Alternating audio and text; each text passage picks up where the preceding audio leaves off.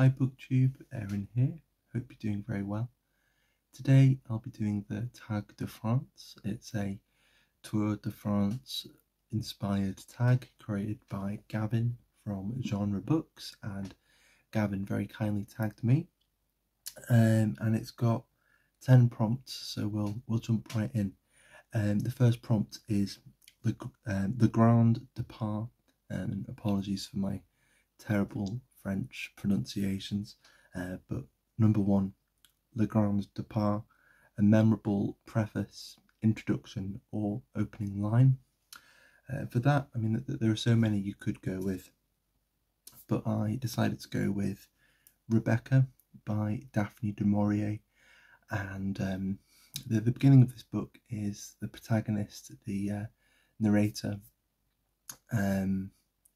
going through a sort of a dream sequence, and it's kind of setting the tone for the whole book, with this sort of uncanny kind of feeling, and it's just wonderful. You're sort of getting to know, or you're getting a dreamlike impression of a place that's going to become very important later on in the book.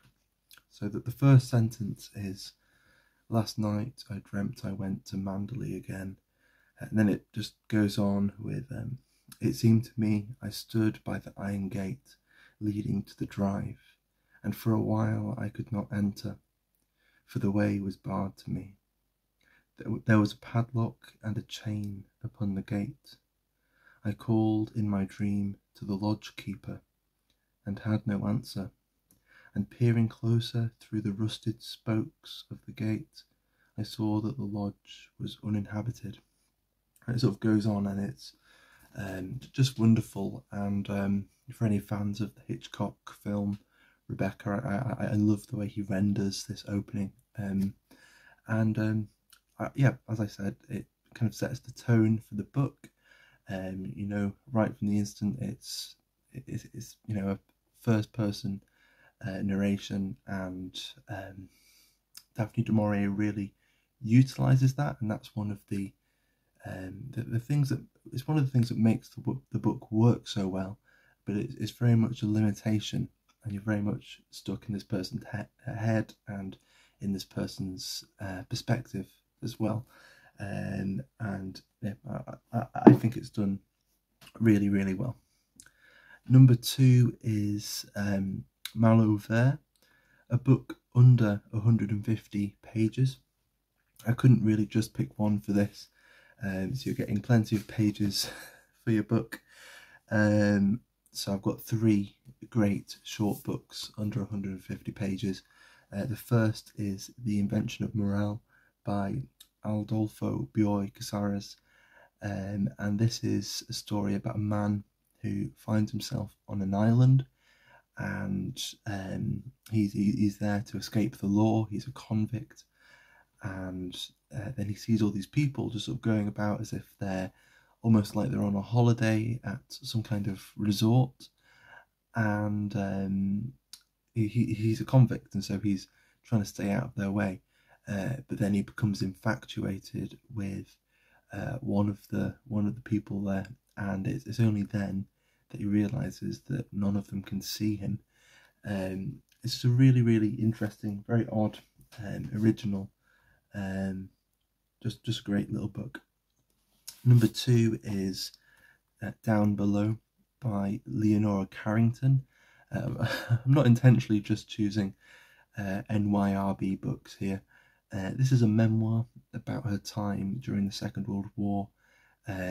She had to leave where she'd been staying, and her lover was captured by the Nazis, and then her and some of her friends escaped to Spain, and she basically had a breakdown over there, got in with some bad people, and was thrown into a mental institution.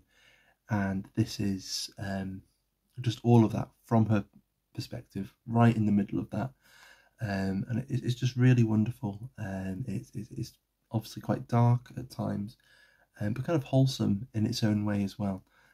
So I'd really recommend that. And then another, which is my favourite of the three of these, is A Chess Story by Stefan Zweig, which is kind of another story of obsession. It's about a guy who, to kind of survive when he's taken prisoner by the Nazis, he takes to solving chess puzzles, and then he's sort of obsessed with chess. But the way it's put in the book, it just feels so intense. I really wasn't expecting that kind of intensity when I first picked it up. The third prompt is King of the Mountain, a book that you persevered with, and you're glad that you did. With this one, I went with the Duino Elegies by Rainer Maria Rilke. I first read them in a different translation to this, and I still prefer the initial translation that I read, but I didn't really get it the first time I read it, and it took quite a few rereadings to get it, and it was prompted by picking up this edition, translated by Vita and Edward Sackville-West. And it's just a really beautiful but dark poem, quite an existential poem about suffering and sorrow and finding meaning in that, despite that. And it's very hard to sort of reduce it down, but every time I come back to it, I get a lot more out of it. And I'm just glad that I came back to it and kept reading it, and have reread it a few times. So that's one that I've persevered with, and in a way I'm still persevering with it. Number 4 is Maillot Jaune, a book where yellow is prominent.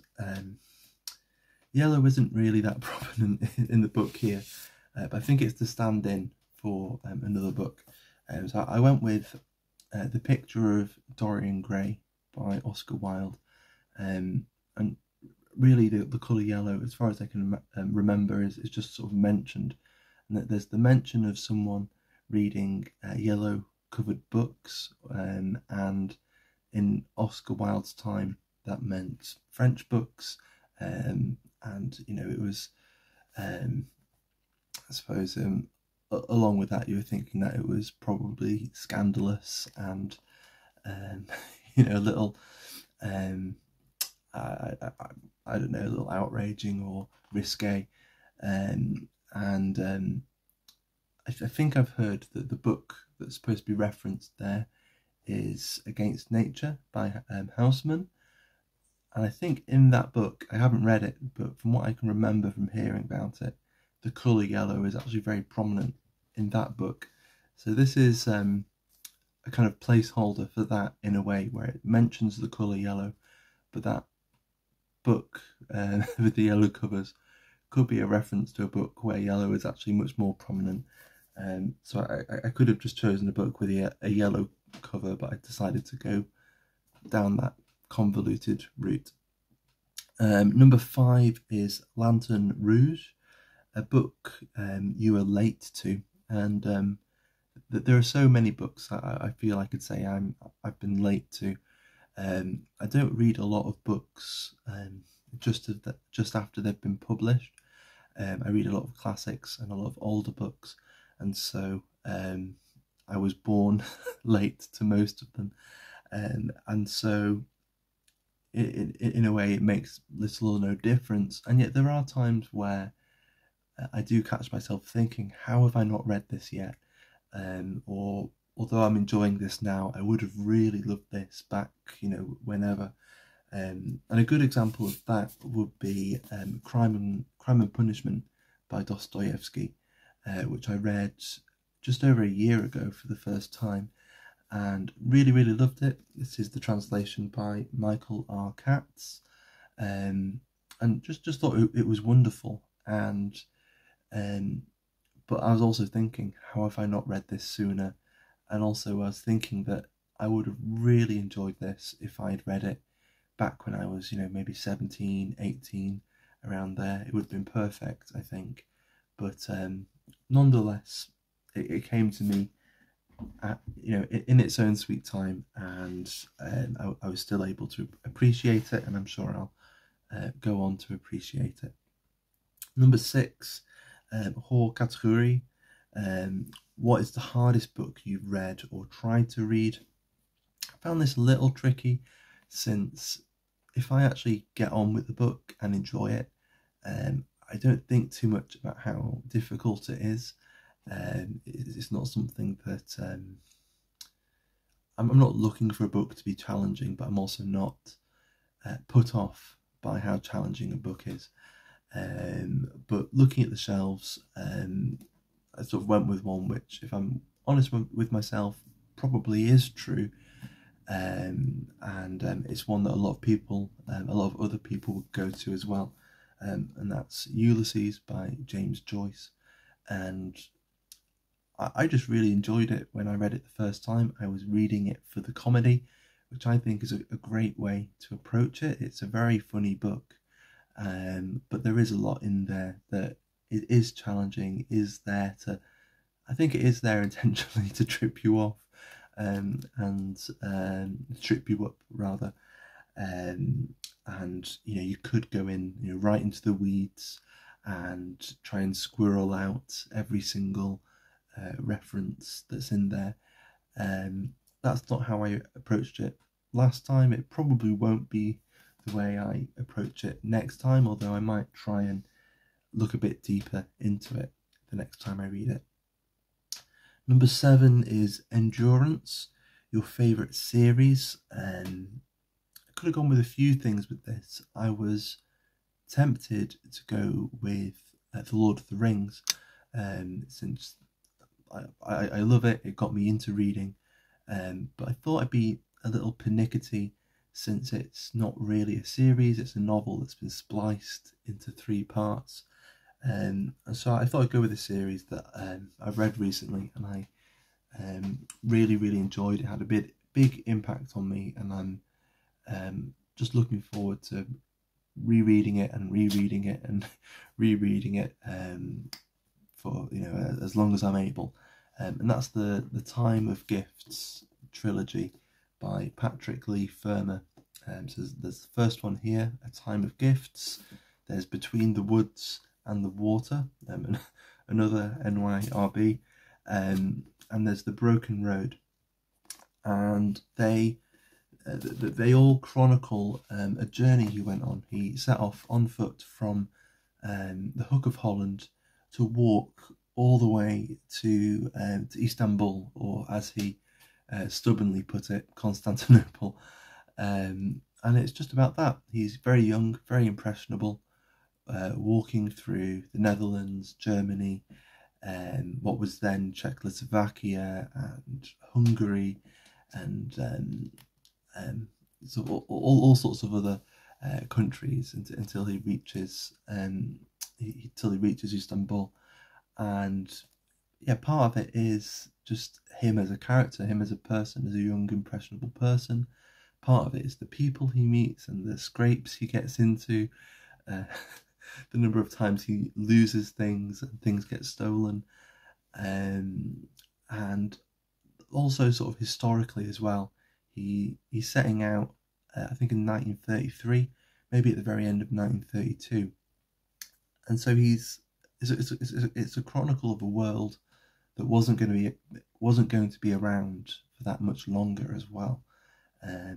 Europe on the knife edge, and so that's interesting as well. And particularly when he's in Germany, you're seeing some of the clouds on the horizon. But yeah, I really love it, and also the writing in them as well. It's just zesty and energetic and fun. Yeah, that's a series that I really love. Then number 8, the Champs-Élysées, or I don't know, Élysées. I'm not entirely sure on the pronunciation, although I think I have walked down the Champs-Élysées, and probably got lost. Your favourite Paris book. I was tempted to go with Les Miserables by Victor Hugo, because Paris becomes such a big character in there, and one of the things I really loved about it was the way that the book starts off as a very provincial book set in other parts of France, and then the story moves to Paris. I don't know, I can't remember exactly how far through, but and then suddenly Paris kind of becomes a character in the book, and then you're looking back, and you're looking back at the early parts of the book, and it feels so strange that Paris wasn't there as a character. That's certainly one book where Paris is very, very present. But if I'm being honest with myself, I think my favourite Paris book would be Remembrance of Things Past, or In Search of Lost Time by Marcel Proust. And I suppose in here, there are some very memorable moments set in Paris. One of my favourite moments is towards the end of the first volume in Swan's Way, where the narrator is walking the streets of Paris, and he's in a bit of a reverie, as he often is. That the whole book is basically a bit of a reverie, and then reveries within reveries within reveries, and he's thinking of his childhood and of a certain park and a certain area in Paris where he used to play. And he's thinking of the people there, the men in their top hats and their big frock coats, and the horses and carriages, and just that very late Victorian kind of setting. And then it sort of cuts back to what he's seeing in the early 20th century, and the men aren't wearing hats, everyone's sort of running around, everything seems a bit dirtier, there are cars there instead of horses and carriages, and just the way he captures that change, the way he sort of paints this evolving picture of the city, I really, really love. And there's another memorable bit in the last volume with Paris during an air raid during the First World War. So yeah, I would say that this is my favourite Paris book, and he presents it much more as the way your relationship to a place would actually be, I think, instead of turning it into a character, turning it into more than a place in the way that Victor Hugo does. And then let's see, that's number 8. Number 9 is Lance Armstrong, Have You Ever Cheated to finish quicker? And from what I can remember, no, I haven't. I'm not one to really skip chapters and things like that. I'm quite happy to just go at my own pace, page by page. And if I'm masochistic enough to get through the whole of Proust, then I'm not really going to be skipping many chapters. And then the last prompt, number 10, L'Equipe, tag some others of the BookTube team, and I will tag 3 people. I'll tag Pat from Book Tag with Pat. I don't think she's done this yet, but forgive me if I missed it. I'll tag Summer from Sterling Reads, and I will tag Aaron from Aaron Read a Book. And that's it for now. That was the Tag de France. I hope there was at least something interesting in there, but yeah, for now, take care, have a great day, and I'll see you soon. Bye bye.